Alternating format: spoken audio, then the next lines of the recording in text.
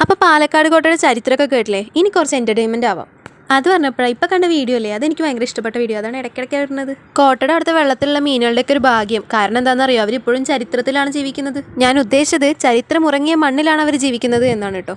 പിന്നെ എൻ്റെ പിന്നെ കാണുന്ന ആ സാധനമല്ലേ, അതാണ് നമ്മൾ ഗൂഗിളിലൊക്കെ പാലക്കാട് കോട്ട എന്ന് എഴുതി കൊടുത്താൽ വരുന്നത്. ഞങ്ങൾ പാലക്കാട്ടുകാർ മൈസൂരുമായിട്ടൊരു കണക്ഷനൊക്കെ ഉള്ളവരാണെന്ന് ഇപ്പോൾ മനസ്സിലായില്ലേ.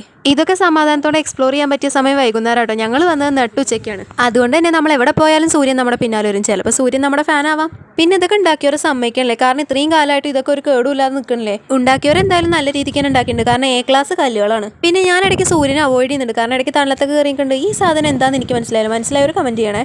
അങ്ങനെ നമ്മൾ കുറച്ച് നേരം തണലത്ത് പോയി റെസ്റ്റ് ചെയ്യാമെന്ന് വിചാരിച്ചു. അങ്ങനെ അവിടെ ഒരു മരത്തിന്റെ ചോട്ട് കണ്ട സിംഹാസനത്തിൽ ചെന്ന് ഞങ്ങൾ ആസനസ്ഥരായി. ഇതാണ് നമുക്ക് അവിടെ ഇരിക്കുമ്പോൾ കിട്ടുന്ന വ്യൂ.